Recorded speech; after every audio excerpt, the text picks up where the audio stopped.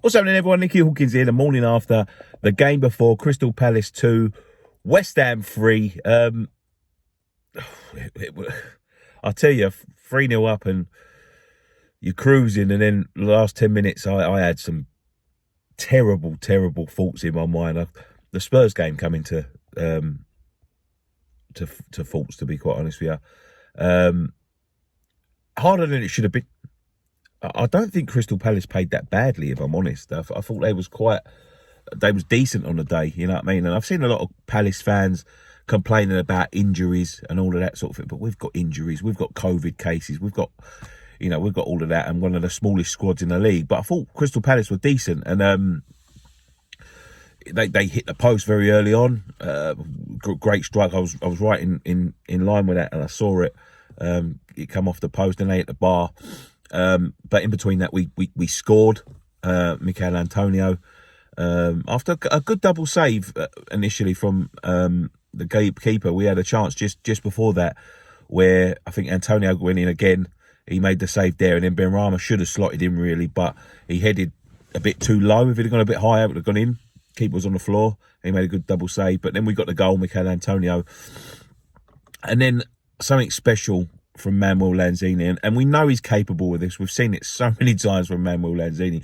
And I tell you what, Crystal Palace fans must be pissed off, because I see some of the top goals in the Premier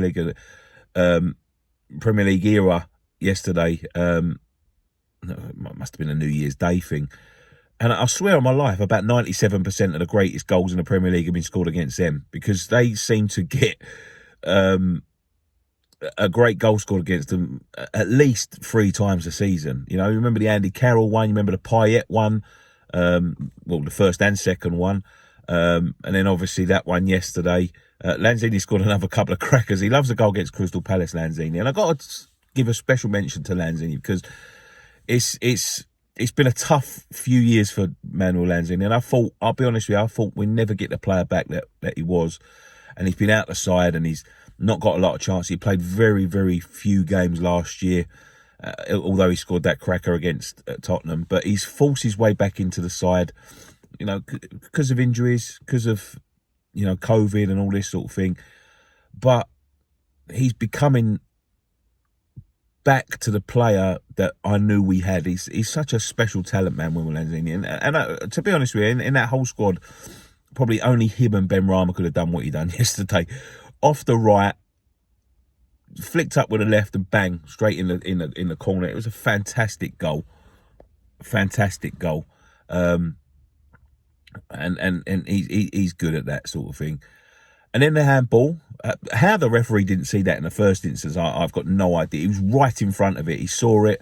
VAR give it, and then we seemed to be in control. We took our foot off the gas a little bit, and then we give them a few chances, which they wasted, and then they got one. Edouard, he's a good player, Edouard, but he got a goal, and then another one, a cracking free kick, I've got to say that, from the kid. But yeah, they got another one, and then it was that overhead kick at the end, that scissor kick. Jesus Christ, I had my heart in my mouth. But we held on to the point. That was such an important 3 points as well, because the Arsenal had lost, so we just find ourselves on the same games as well. Now Tottenham have got games in hand, but you know, we don't have to worry about that. You know, just worry about what you're doing, and you know, we've got. I know it sounds a bit pretentious, and you should never count the points, but we've got people like Norwich twice that we've got them coming up very soon, a couple of days after the FA Cup game. You know, you've got to be looking at 3 points there, and we've got them again away. So, you know, everyone's sort of played each other now. We're halfway through the season, but we're getting good guns again. We're 1 point behind Arsenal, same games played. Arsenal are a good side, don't get me wrong, and I think they was very hard done by yesterday at City, but it is what it is. You have to just, you know, they're the sort of things you have to take on the chin. They've got their complaints like we've had our complaints. No one listened to us, so, you know, they have to deal with that themselves. But another important 3 points, and away from home as well. We seem to be better away from home than we are at home, and you start to look back at some of them drop points at home. The Southampton game, you know, Southampton were, you know, worth the points that day. Brentford were worth the points that day. And then draws against Brighton and Palace at home, and you start to think, oh God, what could have been if you know if you'd have picked up some points in them games. But listen, we're back on track. We've had some good wins as well against Liverpool and Chelsea and all of that sort of thing. Halfway through the season, the window's open. And I said last night, David Moyes said, "Oh, we're not prepared for it." I mean, it comes at the same time every year. It's not like it's been sprung on you. There's no excuses for not being ready, especially with the squad that we've got.